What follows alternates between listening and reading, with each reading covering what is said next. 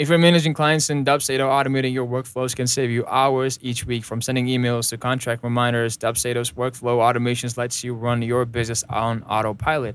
Here's how to activate them. First, log into your Dubsado account and head over to the template section in the main menu. Click on workflows and select add a workflow to start building a new one. Give your workflow a name that matches the process, like client onboarding or proposal follow-ups. Now start adding actions. You can choose from automated emails, contract sends, from form requests, invoice reminders, and more. Each action can be triggered based on time delays or specific client steps, like when a contract is signed or a payment is made.